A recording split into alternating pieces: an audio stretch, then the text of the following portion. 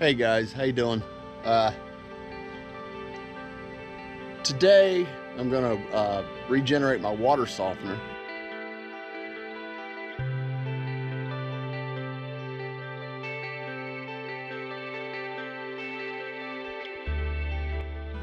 But I've also changed the way I haul my water. If you remember, I used to have a 50-gallon blue barrel and a 30-gallon blue barrel.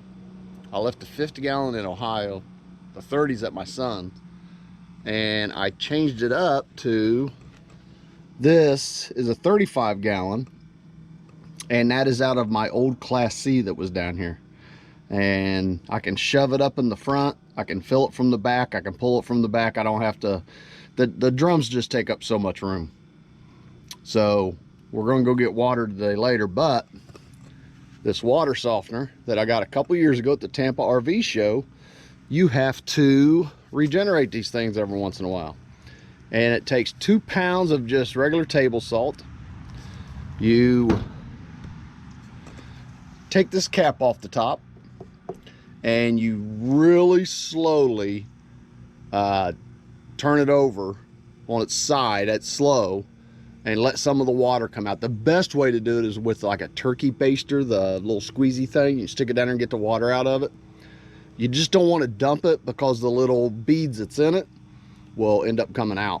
And I lost a few of mine the very first time I did it. So you just barely tip it over and get some of the water out of it so the salt can go back in it. And then you put the cap on it and then you run water through this end of it, which we'll get to later. But right now we're going to remove that top, get this thing drained, get some salt in it. Okay, I got this out. It's a 3/4. I use just a ratchet wrench, 3/4. But I don't know if you can see down in there. Probably not. But I'm gonna try to do this one-handed. Oh. So basically, it's just nasty waters should come out. Come on.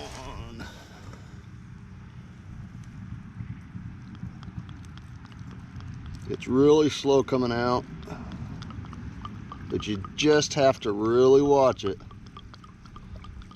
and make sure the beads don't come out. And they are very small beads. Now I gotta pee, of course. All right, so hope this pours. And all you do is pour it in, like so. Takes two of these, 1 pound a piece, 2 pounds.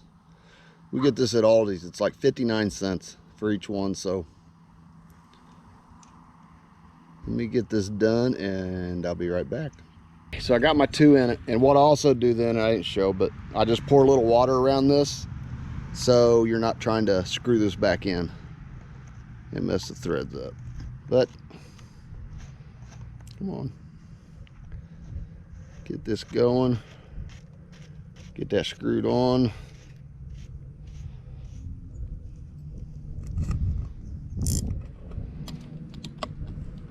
Use your handy dandy ratchet wrench. I'm gonna use both hands.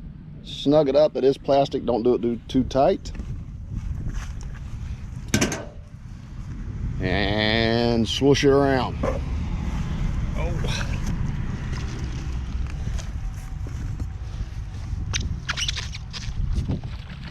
See a little water coming out. Get that salt in them beads real good. After we did all that, we'll let it sit there and soak a little bit, put it in the back of the truck, and we're going to take it down where we get our water and hook it up, and then we have to cycle water through it. This softener has 2 holes. This side is the side it comes out to fill your tank. This side, come on, get off there, has a little bitty pinhole in it, and that's where you cycle it. So you shut this side off, turn this side on once your water source is on it. Water spews out of it. It takes about 20-30 minutes. And I just put my finger over it and keep tasting the water. When it doesn't taste salty anymore, it is done. And you're ready to fill your tank. And usually it's good for They say about 700 gallons, but I think it depends on the water. We're gonna let her sit there for a little bit, put it in the back of the truck. It'll slush a little bit more. Heading down to our water, and hopefully that'll get it cleaned up. So here we are. This is where I get my water while I'm at Three Lakes. Just cycling it through. You can you'll be able to tell, but you can see kind of the whitish. Tasted it. Tastes like salt. Here's the boat ramp. It is a beautiful day. Beautiful. So beautiful. Where's Jules at? Right here. Sitting in the truck. Yeah, well, you know, you'll have that. So Jules is gonna try. It's been doing it about 20 minutes. Not that long. Been doing it about 3 hours. Yeah, you know. I think it still tastes salty. Does it? I couldn't taste it. Yeah. Just see what I was talking about. It just comes out that little bitty hole. Yeah, right there. And then you close this one, and then that's the one you fill your tank with. But all right, see, it doesn't taste salty to me. She has a better taster than I got. Okay, so it's all done. I put this cap back on it, close that, open this one, got it run all the way around. You look in there, it's filling the tank. Shouldn't take too long and we'll have water. So with that done, that filled, I leave the valve open. I just cap the end of this hose. I just leave it all hooked up. It's vented, it's ready. I have this cap right here that I put on the hose so it doesn't come out. The water pump, 12-volt pump, runs up, hooked onto my battery up front. And this is hooked in the water bay, filling our water. It's that simple. But that is how you rejuvenate a water softener, RV water softener. You know, your house one, you may know this, but your house one is usually set to go off like 2 or 3 o'clock in the morning while you're sleeping. And that way the water is soft and it's ready for you to take your showers the next day.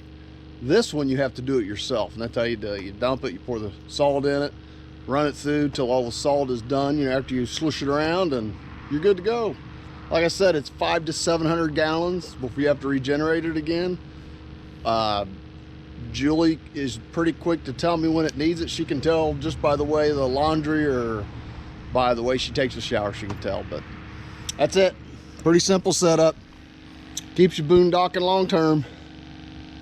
So, as always, thanks for watching. Don't forget to like us on Facebook, Instagram. We'll see you guys later. Thanks for watching.